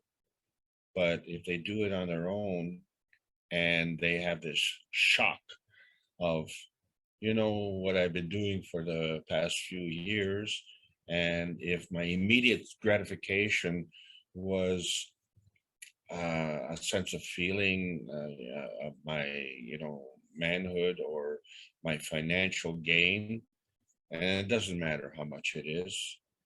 You look in the bank account, there's never going to be enough money. I don't care how much money is in there. Never going to be enough money for you to be able to go to sleep at night with a clean conscience, because a clean conscience is a representative of the soul, and the soul will not be happy. So we need to elevate and help people who've been dependent on the lowest energy level need to engage with a higher energy level for two reasons. Number one is because that gives them more energy. And number two, it shortens the time frame that they need to adapt. So that the souls don't get lost in the process. So each of us has their own journey, and all of us are correct in our process. It's just how do we navigate, and we have to be truthful in that navigation, and that's for some people.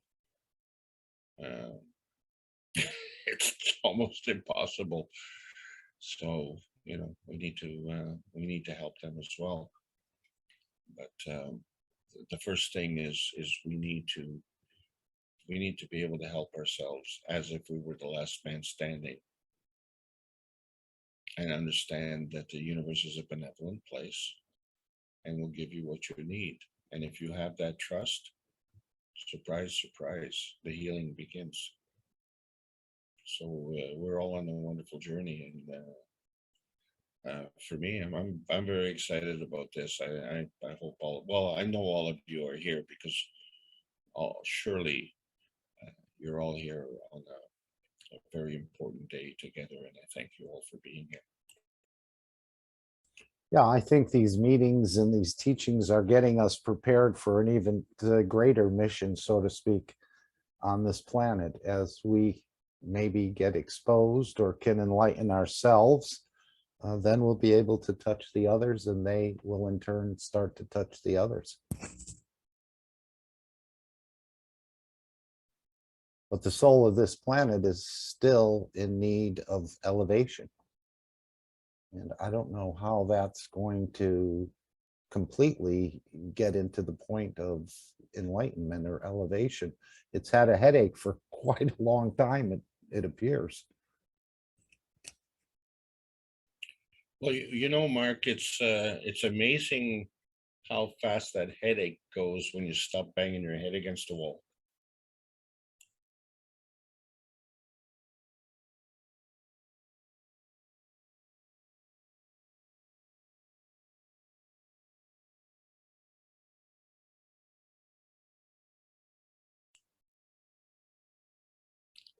Mark, the point being, you have to stop doing the things that cause the problem and start doing things that solve the problem. Yeah, but wouldn't you think the soul of this planet realizes that, or is it out of Well, its of course it realm of realizes. capability? Oh no! Oh no! The planet realizes that every day. And I mean, But it imagine. hasn't self-corrected on its own. It's not alone. It's independent variable that is interdependent with the rest of the universe. And unfortunately for the earth is we're here.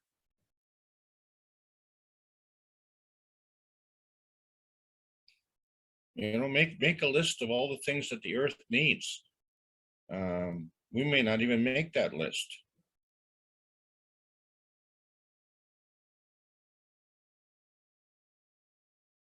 It's a sad commentary on our history, and our legacy. But it's not just our legacy, okay? Because we're part of the universe as well. So, the earth is crying. As the earth is crying, the universe is crying. People are crying, okay? Because there's something is wrong. That's the signal. So,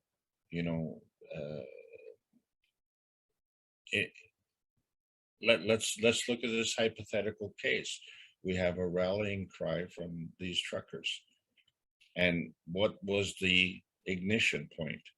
Freedom. Freedom was the ignition point.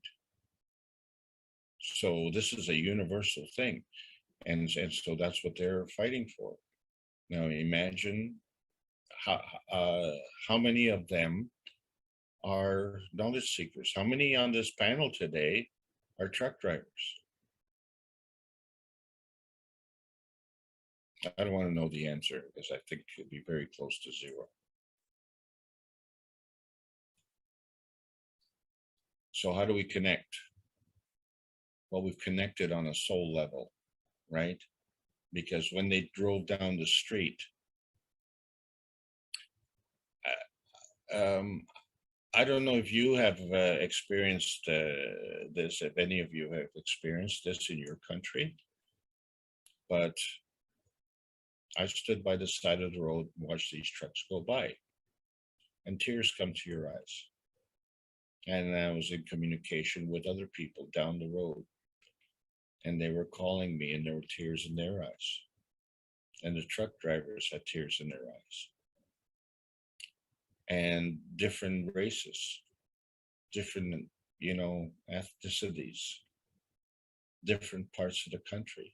They all amalgamated, they bonded together, this invisible bond. And they say, hey, it isn't those who've taken the mandate against those who don't want the mandate. We're all Canadians and we're all freedom fighters. Okay, so you're fighting for Canada.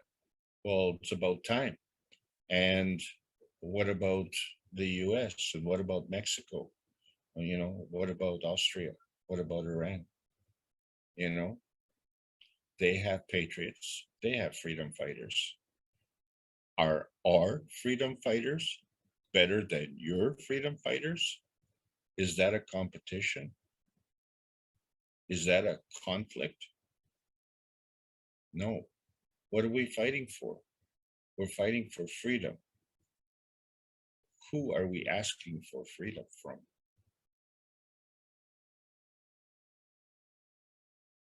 We all decided to come here. It was our choice. It was our freedom choice to come here. And all of a sudden now we're freedom fighters. Really? We have always been freedom fighters.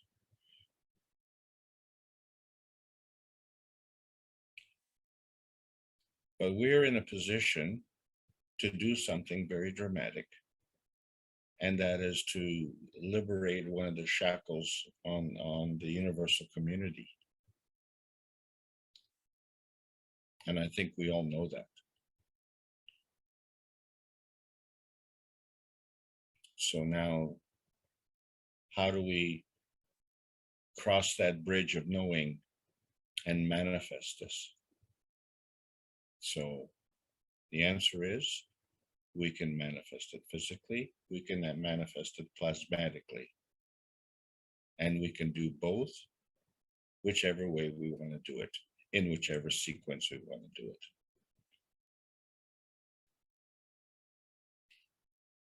I'm pretty sure most of us last year at this time couldn't make that statement. So that to me is progress. So now we need to transcend that progress to these freedom fighters. Okay, because all of us are in this together. And that means the earth. And the earth is part of the universe. So when you're doing inclusive, let's include, everything that including is including everything. That's what makes it inclusive. You can't just include some as opposed to including others. And this is where you have the divisiveness.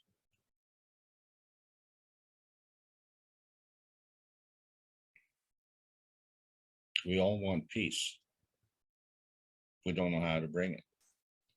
Well, what we do it is we bring it the way the universe brought it. And that's the role of man. Not to complain about the man-made role of man, but the universal role of man. That's the way to do it. Because that is more effective. It's at the higher energy level. Deeper and more thorough. more penetrating, more effective, more. And they always say more is better. Well, if you get more money and all you do is put that money in the bank, then you don't know what the value of money is, because the bank printed the money and then you put it back in the bank.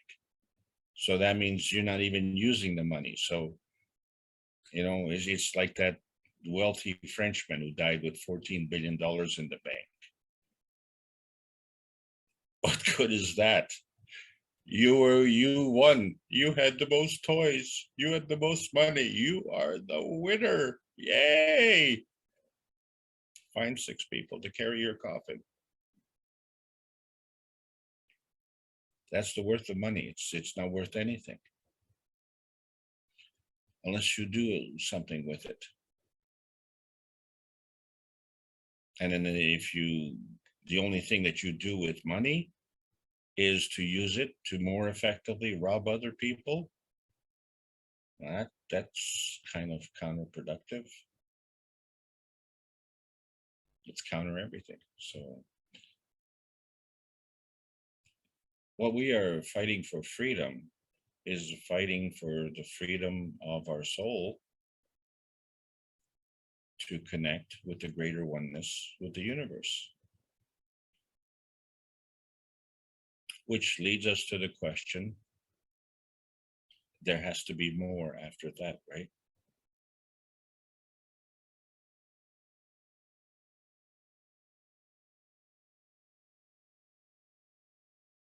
If, as Mr. Cash says, if one plasma repositions another plasma, or if one plasma splits off into 2 plasmas, so that means there has to be space for that to happen. So what we think is the limit of that space, there has to be more space beyond that. So we don't know what the limits are. So our limits of our understanding go to the days of the first day that we physically remember what we did. And when we physically remember what we did, means that there was a remembrance before that. And that remembrance before was carried through our RNA. So our physical remembrance is our DNA. But our RNA has a plasmatic RNA, which manifests into the physical RNA.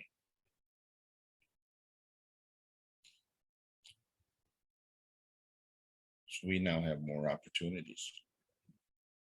But in order to be skillful to manifest these opportunities and utilize these opportunities, we have to change the rules that we're operating on this planet. And I'm speaking in general terms. It has to do with the ethos of the universe. Imagine if you look up into the sky and you look at the sky every night the way we look at some of these freedom rallies. Now, that would not be a pretty picture. So I'm really glad the universe has got its act together. So let's all get our act together and be nice and well organized like that. And seriously, let's seriously have some fun.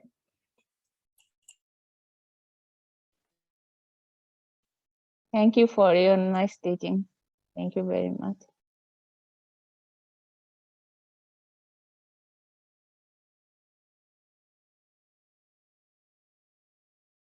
Yeah, amazing. You see all these rigs without any boxes on them and you say, well, gee, what are they delivering? They're all going down the road. Of course, we know, but they're delivering freedom.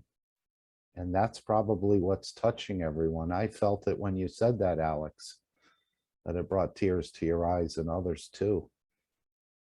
These guys are actually representing us for freedom in a way. They're not having any freight on there, but they're delivering, they're trying to deliver freedom. against, you know, sort of a tyrannical situation here. Yeah, well, they have an advantage, you see, because we're such a physically dominated society. So they can bring their physical rigs, right? The bigger truck wins. No, it's just that it's imposing, right? People don't, people don't notice unless there's some kind of physical presence.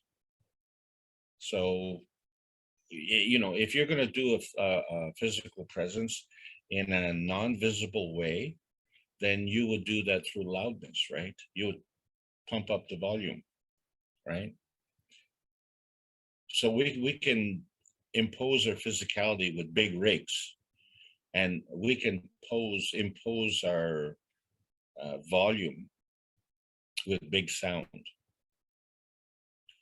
So what they've done now is they've imposed their volume with a plasmatic connection where we all want our freedom. And so each of us has to go through this kind of soul searching. So, well, what does freedom mean? And so some residents are complaining they don't have the freedom to go to sleep at night. Well, the truck drivers are fighting for their own freedom on your behalf, and you don't seem to appreciate it. You'd rather go to sleep. How can you sleep when your beds are burning? How can you sleep when you're I can't tell you how many people have come to me crying because they were forced to take the shot against their will under threat of losing their job, which the repercussions of would be they would lose their home. They would lose, all their possessions, if you will.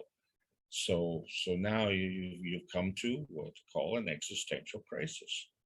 Okay, so this is not something that we can postpone, or like the guy said, okay, you guys, you've made your point, now go home. What is this? There's no conflict resolution here. The resolution was not to make a point. The resolution was to obtain the freedom, and that's for all of us. Freedom means having freedom. That's what freedom means, So the freedom doesn't mean that you can come and protest and then go home without getting fined. And then what? You're still going to park your truck at home. You got to park it somewhere because you ain't going to work.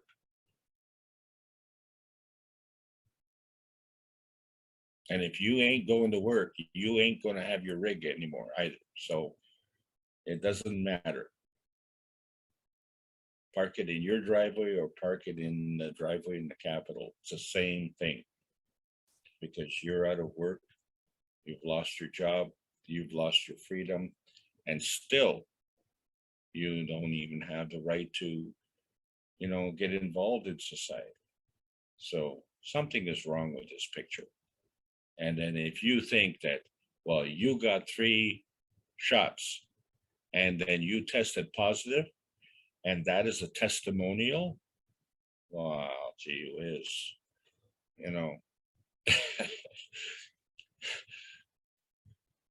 what kind of school teaches that?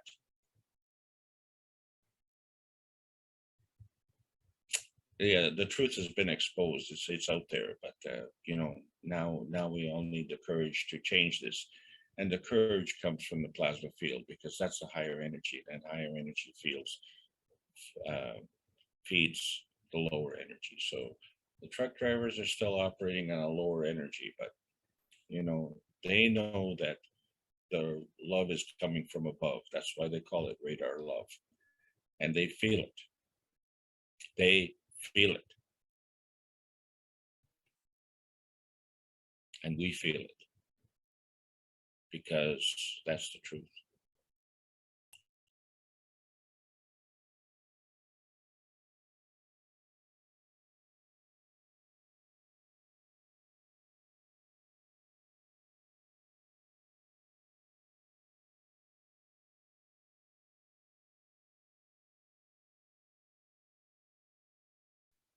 Hello, my dear Mark. Can I say something? Anyone Hello. can say anything. Yes. Yes. Thank you. Usually. Salam, namaste, salute. Thank you, my dear Alex. Beautiful, so beautiful, you said. Thank you to all the truckers indeed. And these beautiful souls.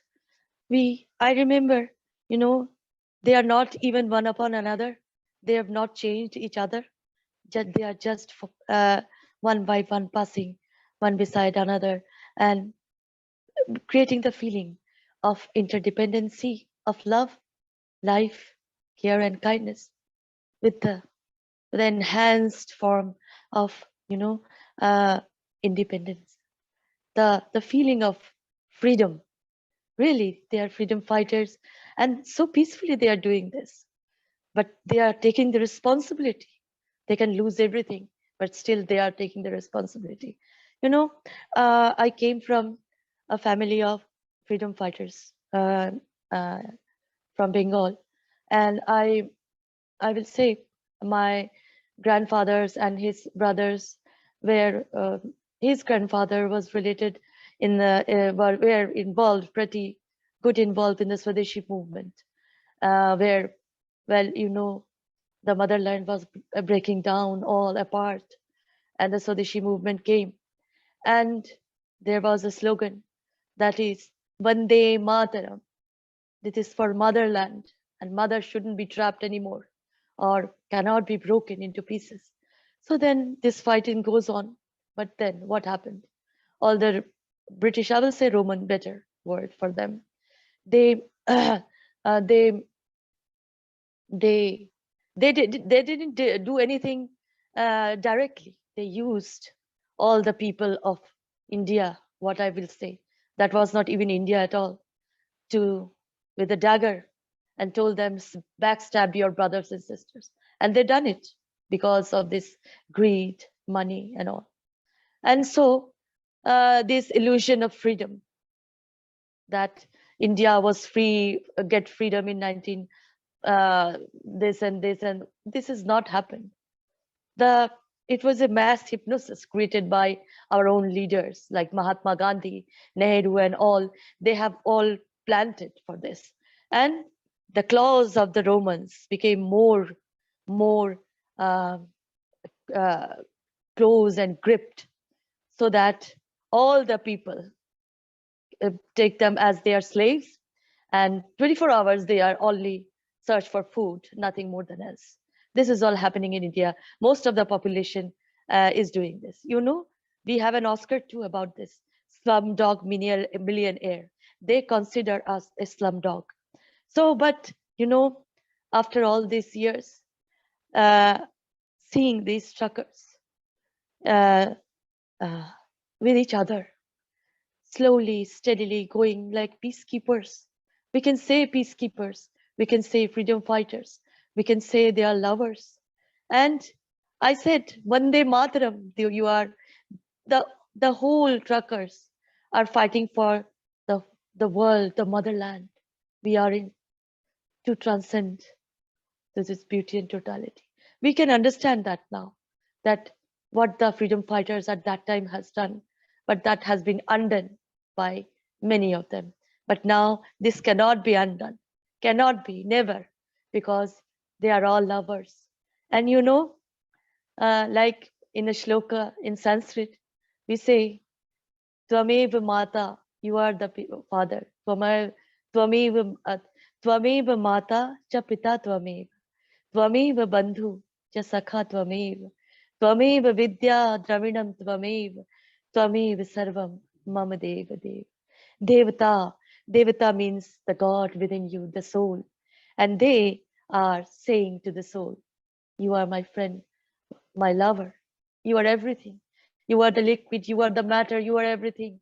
You are all my Devata. So, Vande Mataram, they are saying. They are creating this unity for the motherland, never to be broken again, so that all souls that were in pain, that even doesn't know, only search for food all the day, they can transcend, they can understand the knowledge, and the knowledge which reached them as this soul of the truckers, the beauty and totality is reaching all over the world. And I hope And I wish for, from my heart and soul, all the love to these truckers and all the benefits and gifts of the universe, the universal creed, the Devata within us, to them, so that everybody can share that as we are part of each other, you know. So this is the way I think, my dear Mark, my dear Alex, and the whole world is with it, with this movement, I will say. And this is beautiful, these trucks, this another dimension, vehicles, I will say. When I see them in the highways, I just mesmerized with them, you know, the bigness, the truckers, they are doing the responsibility, connecting each other, giving all, they are givers, always. So this is what it's my experience, as I came from a freedom fighter background from Bengal, India. My grandparents and their grandparents were doing Swadeshi movement at that time, but then India became slave of the others. Still it's working, but it is not working because of betrayers. So this is what I can say. But this soul, as the truckers, as the us, as the we, are interdependent. This pain will go away soon. Thank you so much, my dear. Thank you, dear Mark, for listening. Thank you so much. Salam, namaste, salute. Thank you, Shweta. And also, Jackie reported to us earlier today that a lot of funds, like 50 billion, was released in part of this reducing of the sanctions on Iran. So the Universal Council has been working, and the knowledge seekers and others have been working through their soul to achieve this without going over there and holding any signs or protesting or doing anything like that. I think they've created the solution through their soul, and we can also give to the soul of the truckers as well. I wanted to mention that the enlightenment of the 5+1 and the world leaders, the negotiators, still continues, but you can make the list even longer. I know the Iranian team who's working on the Maghreb system needs enlightenment. So, and as we heard, the soul of the planet needs elevation as well. So we can constantly ask our soul to do this enlightenment, even though sometimes we forget in the physicality. I know the enlightenment goes on from midnight to 6 a.m. to noon to 6 p.m. on a daily basis. And we continue that. And Mr. Kesh said, no one will fail this test. So we can all give wherever we'd like to give to create these solutions that are needed, that we see manifest in the matter state. And it was a beautiful example of the Universal Council to initiate this process and allow us all to understand we can work through the soul rather than the physicality to achieve what we want. And again, not for ourselves, but for others. So I want to thank the Universal Council, and we support the Universal Council in all their endeavors, because they will be the advisors of the upcoming leaders and so on, and look to them. So I'm sure they're going to be asking us for help in the future to make things appear in the matter state that need to appear. We can also give to the truckers, as I said, take what you need. Thank you, my dear Mark. Thank you so much for your kind words. I will say that in the teachings, my Messiah Shriman M. Tikesh has said that whatever you do, it's a copper, it's a zinc, or all the matter state, you know, it works only when the Devata within you, the soul, understands what you are doing, the ethical behavior or unethical behavior. The soul is the space traveler, ultimate. So we have to understand, if we have to be the same, we have to understand the morality as the courage, the ethical ethos of the soul, the universal being within us. So this is what It's the only way to travel in the outer space of the earth. And this is the only, because of this barricade of the unethical behaviors, many knowledgeable, you can say sadhus, gurus, monks, anybody, scientists, money makers didn't surpass this. So their physicality remains here and their soul go away.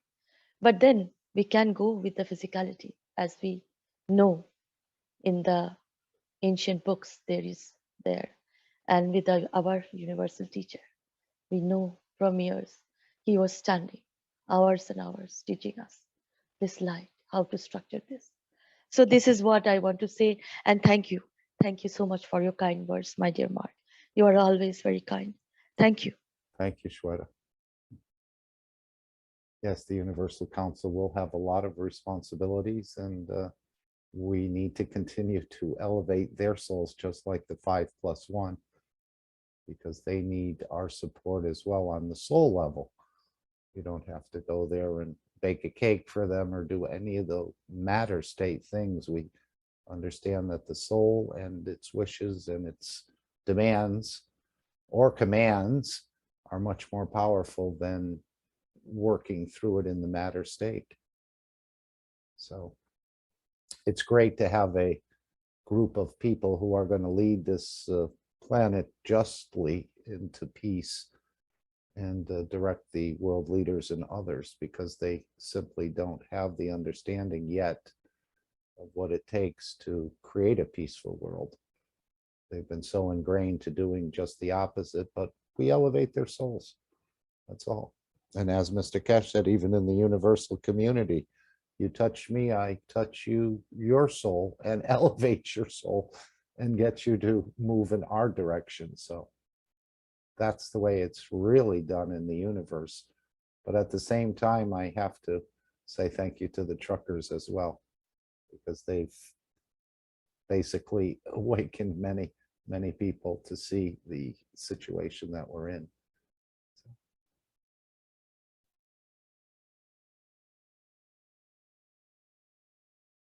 Anyone else like to add anything, or is there anyone here for the first time? Maybe you can tell us your name. I see a couple new names in the group, but you may have been here before under a different cover or another name.